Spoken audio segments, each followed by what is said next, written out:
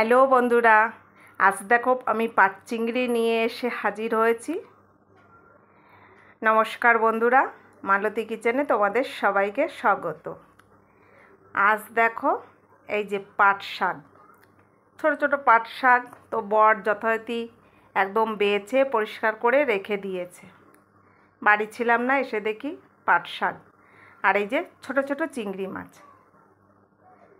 বলছে এই ছোটো চিংড়ি তারপরেও আবার নাকি কুচিয়ে দিতে বলছে, যাতে পাট শাকে ভালো করে মিশে যায়। বাবার জন্মেও আমি কিন্তু এই চিংড়ি দিয়ে পাট শাক খাইনি। তবু জানি না শ্বশুরের ছেলের খেতে ইচ্ছা হয়েছে, মানে বাবা ছেলে বলা বলি করছে। তার জিজ্ঞেস করলাম কিভাবে করব। বলে কুচি করো, মাছগুলো কুচি করে ভাজো। যে এর থেকে মিক্সিতে পেস্ট করে দিলে কেমন হতো। তো আমি আর আঁশ ছাড়াচ্ছি না, এত ছোটো চিংড়ি আঁশ আলাদা করে ছাড়াচ্ছি না। মাছটাকে প্রথমে বেছে নিচ্ছি। আর ওই যে পাট শাকটা বলছে কুচাতে হবে না, কচি কচি পাট শাক ওইভাবেই রান্না করবে। পাট শাকটা যাতে ঘন্ট ঘন্ট হয়ে যায়, আবার ভাজা ভাজা হবে। কি বলবো, এত আর্জি। এইবার দেখো চিংড়ি মাছটা আমি পরিষ্কার করে নিয়েছি। এখানে আমি হলুদ নুন দিয়ে প্রথমে চিংড়ি মাছটা মেখে নেব। বেশ হাত লাগাচ্ছি না, হাত না লাগিয়েই আমি ভালো করে উল্টে পাল্টে মেখে নিচ্ছি।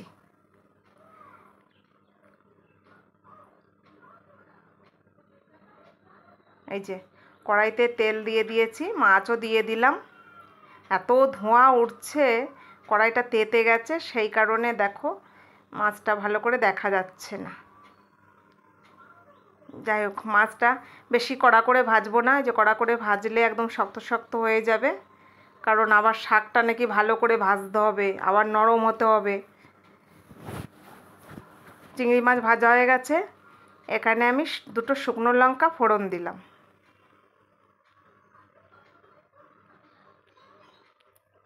আর এই যে একটা পেঁয়াজ কুচি এখানে দিয়ে দিয়েছি।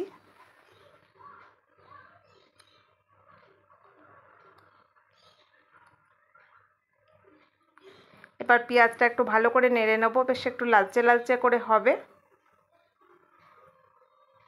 এবার আমি 3-4টে কাঁচা লঙ্কা দিয়ে দিলাম।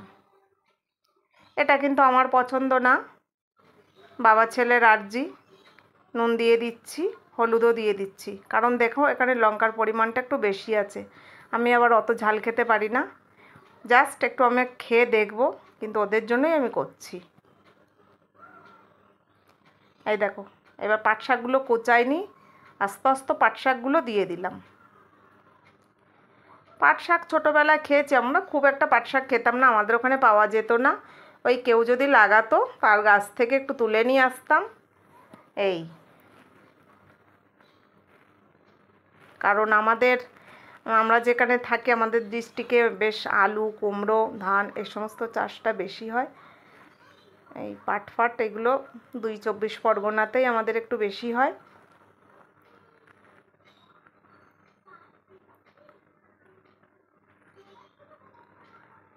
দেখো এবার পাট শাকটা ভালো করে নেড়ে নিচ্ছি। এমনিই জানো তো পাট শাক রান্না করলে একটু যেন লোদ লোদ মতন হয়। পাট শাকের ডালও খেয়েছি, নিজে বানাইনি, তবে খেয়েছি। আজকে বরের আর্জি না, মনে হচ্ছে যত সম্ভব শ্বশুরমশাইয়ের আর্জি। পাট শাক এনেছে, বলছে চিংড়ি মাছ দিয়ে খেতে হবে। তাই এই জল অবস্থাতে আমি একটু চাপা দিয়ে রেখে দেব, কারণ মাছটা আবার শাকটা আবার ভালো করে সেদ্ধ হতে হবে, নরম হবে, আবার ভাজাও হবে বলছে। একটু গ্যাসটা নিবু আঁচ করে রেখে দিয়ে আমি চাপা দিয়ে দিলাম। আবার একটু খুলে নেড়ে নিচ্ছি।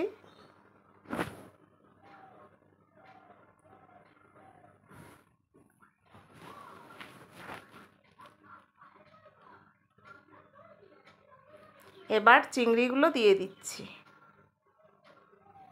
চিংড়িগুলো দেবার পরে যেন সুন্দর, সত্যি শাকে একটা সুন্দর গন্ধ আসছে। আর জানো তো চিংড়ি যাতে দেবে তো সেই জিনিসটাই ভালো লাগে খেতে। পটল দাও, গাঁটি দাও, যাতে দেবে, কচু ঘেঁচু যাতে চিংড়ি দেবে, খুব সুন্দর লাগে খেতে। এবার চিংড়িটা দিয়ে আস্তে আস্তে দেখো একদম বলেছে বেশ ঘাঁটা ঘাঁটা করে সুন্দর করে বানাতে হবে। তা বন্ধুরা এই পাট চিংড়ি একবার ট্রাই করে দেখো, আমার তো মনে হচ্ছে ভালোই হবে খেতে, সুন্দর একটা গন্ধ বেরোচ্ছে।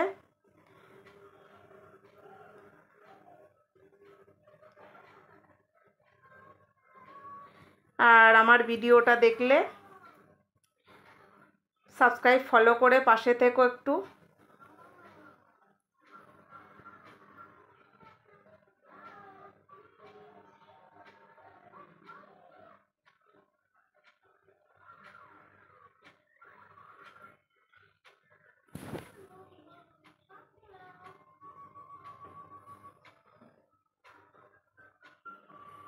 দেখো বেশ সুন্দর লাগছে, একদম ভাজা ভাজাও হয়ে গেছে, আবার একটু নরমও হয়েছে। তো আমি নামিয়ে নিচ্ছি এখানে পাট চিংড়ি। তো ভিডিওটা ভালো লাগলে লাইক কমেন্ট শেয়ার সাবস্ক্রাইব করে দিও, ফেসবুক পেজটাকে ফলো করে দিও।